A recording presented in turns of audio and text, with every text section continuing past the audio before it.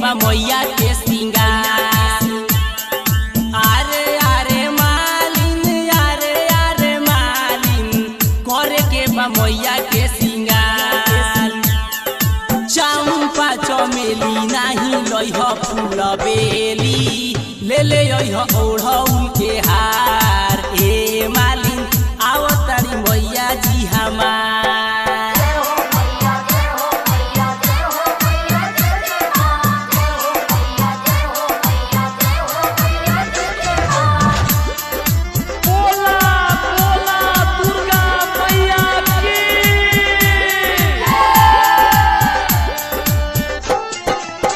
अचारा से अंगना लिपवाई, करब माई के पूजा नवा हो।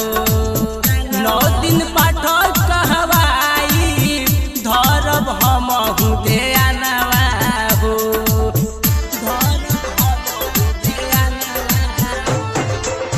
अचारा से अंगना लिपवाई, करब माई के पूजा नवा हो।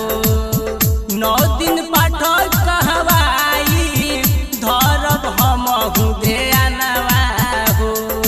आरे आरे मालिन, आरे आरे मालिन, खुल जाई भगिया तुहार। चंपा चमेली नाही लइह फूल बेली, ले ले अइह ओढ़ौल के हार। ए मालिन आवतारी मैया जी हमार।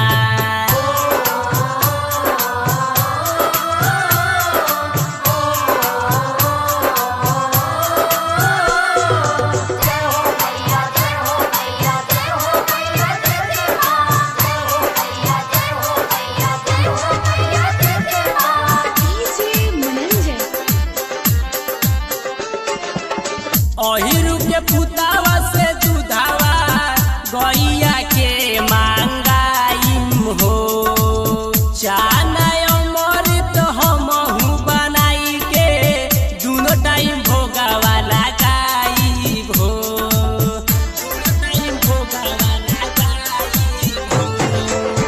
अहिरु के पुतावा से दूधावा, गैया के मांगाइम हो।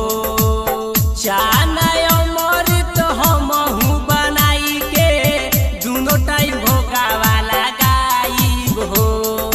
आरे आरे मालिन, आरे आरे मालिन, तोहरो होई उपकार। चंपा चमेली नाही लइह फूल बेली, ले ले अइह ओढ़ौल के हार। ए मालिन आवतारी मैया जी हमार।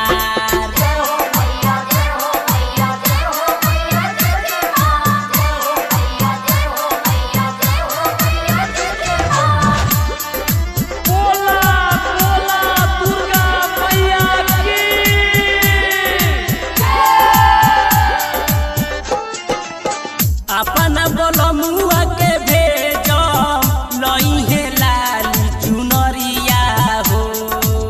पप्पू दीवाना अनिल जइहे, आरा के बजरिया हो।